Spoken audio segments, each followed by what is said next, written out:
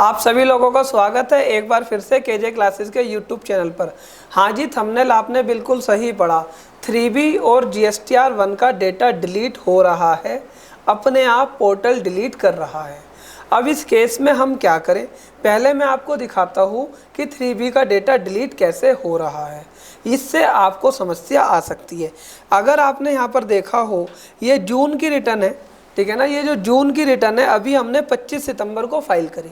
अब ये 25 सितंबर को अगर हम पोर्टल पर देख रहे हैं, इस रिटर्न के अंदर सारा डेटा नील आ रहा है। लेकिन अगर मैं बात करूं, अगर आप मेरी बात पर यकीन करो, तो जब हम इसकी रिटर्न्स देखते हैं, हमने इसका ड्राफ्ट सेव कर रखा है और हमारे ड्राफ्ट में इसकी हमारी टैक्सेबल सप्लाई भी है, टैक्स भी है, और यहाँ पर इंटर स्टेट सप्लाई भी है, यहाँ पर हमारा ITC भी है। ये सारी चीज़ें हमारे पास हैं।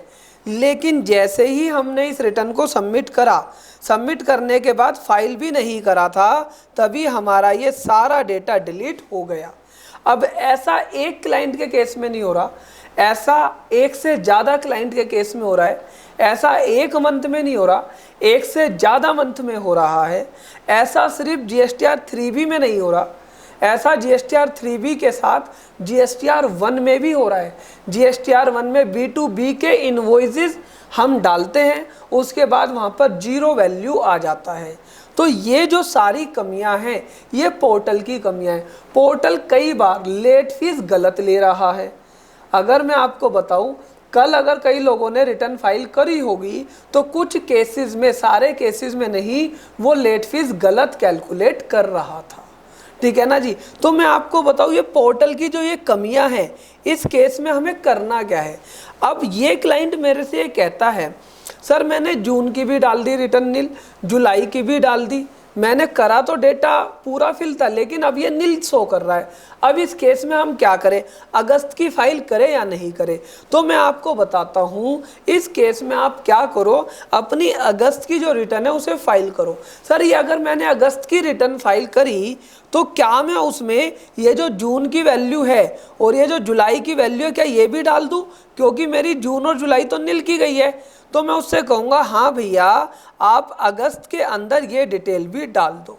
अब वो ये मेरे से कहता है क्लाइंट कि सर अगर मैंने अगस्त के अंदर ये जून और जुलाई की डाल दी और डेटा वापस आ गया, तो ऐसा तो बहुत कम चांसेस है कि डेटा वापस आ जाए।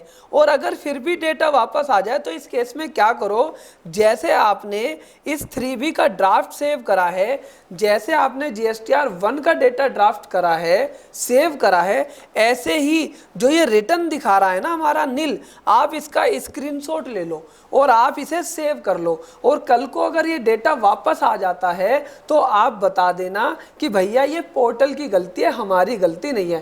पोर्टल जो है, पोर्टल की प्रोग्रामिंग अप टू मार्क नहीं है। पोर्टल कई बार इस तरह की चीज़ों को कर रहा है।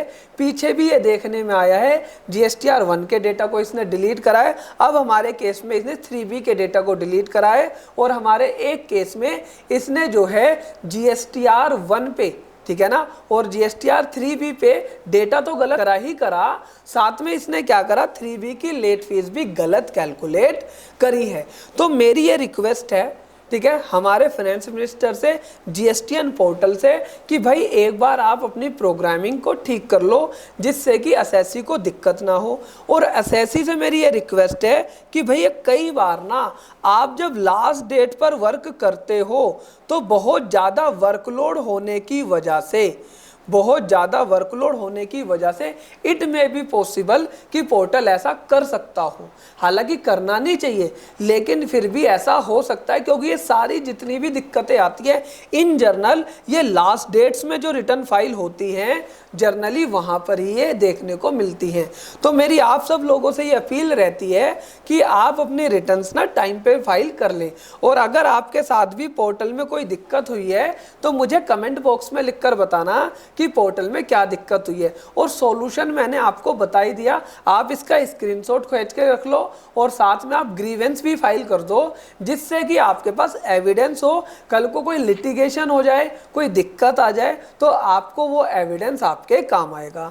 ठीक है ना जी। वीडियो कैसी लगी आप मुझे कमेंट बॉक्स में लिखकर बताना। अगर वीडियो अच्छी लगी है तो हम इसे ना ट्विटर पर भी डालेंगे वीडियो को, और आप भी GSTN वगैरह सब जगह इसे शेयर करना, जिससे कि पोर्टल ये वाली गलती को अपनी ठीक कर ले। और जिन लोगों का ये डेटा गलत हुआ है उन लोगों से मेरा सजेशन है, अपनी रिटर्न्स को डिले मत करो, लेट फीस मत लगवाओ। आपका जो डेटा जून जुलाई के अंदर नहीं गया है, नील की चली गई है, ठीक है ना। अब कई लोग ये कह रहे हैं कि सर क्या पता कि क्लाइंट ने ही नील की फाइल कर दी हो। मैंने कहा नहीं, ये मैंने खुद देखा है कि मैंने पूरा डेटा फिल करा था, सबमिट करी तो डेटा डिलीट हुआ। हम नील की क्यों करेंगे, हम तो ये डाल ही रहे थे रिटर्न, और अगर हमें नील की करनी होती तो हम ये डेटा ही सेव क्यों करते।